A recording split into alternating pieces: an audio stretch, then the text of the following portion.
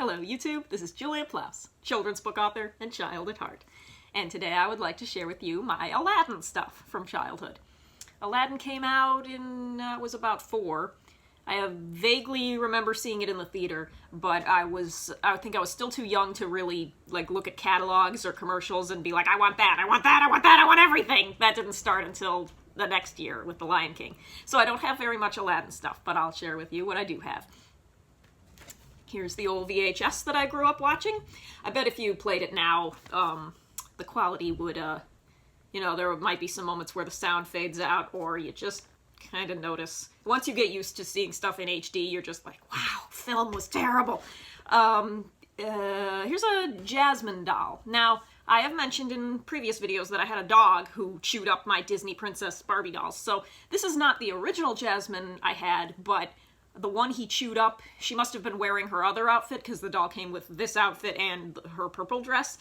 And let's see, the purple dress also came with this to wrap around the waist. But, so I still had this is the same outfit, but this doll, I found a naked Jasmine doll in the thrift store when I was 17.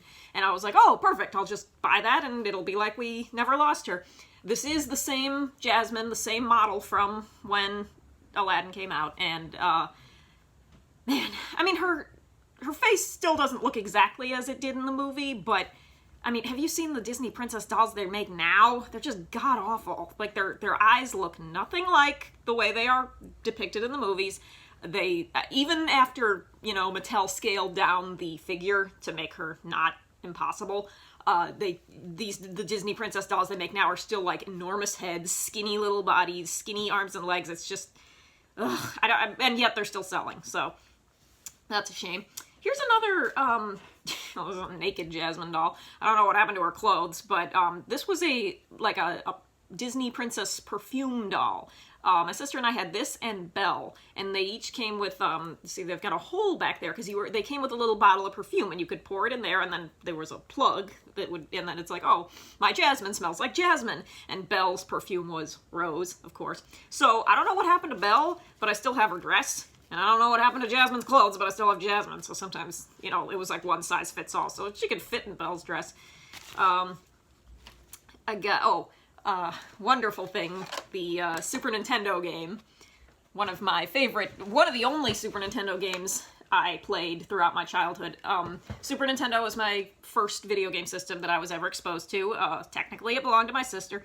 For a while, we only had 3 games. We had Super Mario World, which came with the SNES, and Mickey and the Magical Quest, which kind of sucked, and this. So, this I have a lot of experience playing, played it for years, and I still love when you push it in and you power on, and you hear that and Capcom, the logo appears, and then you hear and the little credits start rolling, telling the story of Aladdin. Of course, then you just press start and you go through it. But, yeah, good times. I'm fairly good at this game, although I could never do the A Whole New World level, because there's no bad guys, you can't die, but you only get one chance at it, and you have to get all the red gems, and I've never memorized where they all are, and I could never do it right, so if I'm playing it, I'm just like, I get there and I call my sister, and I'm like, help, I can't do it, and she'll come in and be like, yeah, I'll do it for you. I don't think we've ever gotten a perfect score on that game, but man, is it fun. I remember my, best friend in grade school she had Sega Genesis before we did, but, she had the Sega Genesis version, and this is pretty good too. I remember, having played the Super Nintendo one at my house and going to her house and playing this and being like, wow, it's really different. I mean, Aladdin has a sword, there's a level set in the desert, and there's a level in the dungeon that you escape. It was different, and, I know some SNES and Sega games are exactly the same, the Lion King one for Sega and Super Nintendo are practically identical, except in one version, when Simba gets hurt, he just goes, "Ooh." And in another version, when he gets hurt, he actually says, ow! That's, the only difference. But, I didn't get this until I was, a teenager and found it used at EB Games. And then I was like, oh, wow, I'm actually good at it now that I'm older. So, yes, I love the old school video games. Speaking of old school video games, Tiger Electronics.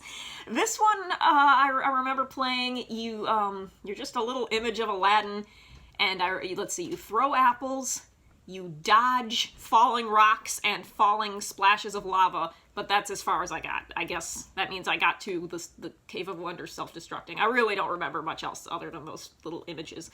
What else we got here? Polly Pockets, sort of. This is Agrabah Marketplace, and we got, it opens up, and let's be careful here. I love this. Those are the barrels that he gets up on. These guys don't appreciate I'm broke. Like, I love the detail here. And here's Aladdin's loft and this little, and it comes with Aladdin, who in his regular clothes. It also came with, okay, first look at those pillows. Don't those just look awesome and comfortable? Where's Abu? Oh, here's Abu. Came with Abu too. Yeah, it came with Aladdin in his street rat clothes, and it came with Jasmine in her blue two-piece, but I got lost, of course. There's this little piece. Again, this doesn't make any sense. Hey, there's Jasmine! I thought she was lost. What do you know? Okay, that's awesome. But seriously, like, the palace is back here. We are looking at the palace, and yet the palace is also right down here. So that doesn't make any sense, but whatever. And I also have this one of, I guess, A Whole New World. I think this balcony is beautiful. I love the backgrounds. Everything is very precise and detailed, and it's beautiful. Now, it came with Aladdin and Jasmine. She's in her purple dress. And Aladdin's in his Prince Ali outfit. Unfortunately, the paint is chipping off right around his crotch, so it kind of just looks like he's wearing everything, but okay, you know what I'm getting at. It came with the carpet. Now, it was supposed to have it used to have a little peg right here on the side, so you could kind of plug it into the balcony there, or plug it into this little turret, and then you spin this dome, and it goes around and around. And down here is a little pond with the genie in it. So, this is beautiful, and I like it. I used to have the open and close playset with collectible figures it was shaped like the palace, and then you open it up, and on one side is kind of the view from Aladdin's loft, like looking down at the palace, which it never made any sense, because I'm like, wait, we're in the palace, but we're also looking down at the palace. And then the middle divider was the Cave of Wonders, like the mouth to the Cave of Wonders, and then on the other side it was inside the cave, and there was a little plastic flap that you could flip up, and it was the genie. And that wall also had two little holes in it, so you could take this magic carpet that has two little pegs and kind of plug it into the wall and just have it stay there. And it came with Aladdin and Jasmine and Jafar. And it also came with the Sultan, but he's gotten lost. I have this vague memory, actually it's not vague, it's quite vivid, of there was a girl who went to my church back when my family went to church. We were playing with this, and as you can see, it's, you know, the vest is open, and we were playing, and she said, like, Aladdin, close that t-shirt, you're showing your nipples. And I was kind of confused, like, I didn't have the language for responding to her to tell her, like, first of all, no, he's not. These are not nipples, that is just the breast. The nipples does not mean breast, and that even if he was, he's a guy, so it's okay. And I just kind of thought, like, what are you thinking? Like, I didn't speak up or say anything. I was quite shy back then, but I did kind of feel like, well, does she not know the difference between breast and nipples specifically? I have this one memory of my sister and I were playing with the playset, and as it was open and closed, it broke. It split in two, and I think my sister was being Jafar, and whenever that happened, she took, like, okay, let's pretend this is half of the open and close set. She kind of hooked it on Jafar's head like this and made him say, "How rude, I'm going home," and had him, like, walk off set. And I said, Eliza, Jafar lives in the palace. So she brings him back going, oh wait, I live here. And that became like a trope in, like, when we'd play with other toys, or if we would write comics and stories, we'd have a line of a character saying, "How rude, I'm going home." Oh wait, I live here. And what's the last thing I need to share? Oh, of course, the DVD. And this is signed by Gilbert Gottfried. because he came to Chicago. This was like 10 years ago, maybe more, and he came to Zany's, which was a really small comedy club, but it was awesome because as soon as, you know, my friends were like, hey, Gilbert Gottfried, you want to go? And I'm like, yes, I am so there.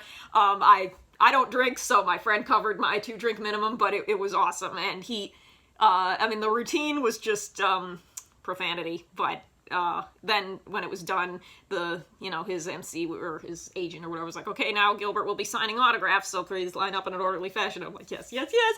And he signed that, and I shook his hand and thanked him for coming. He's a really short man. He might not even be as tall as me, and I'm 5'3". I mean, who cares? Like, I'd pay to hear him read the phone book, but yeah, so is that all my... Oh, no, I remember. In addition to dolls, I never had the Aladdin Ken doll that must have existed, but I did have a soft Prince Ali doll. It had a hard plastic head, and it might have had plastic hands, I don't remember, but it was, the body was soft, and it had real velvety, beautiful fabric, and a removable turban.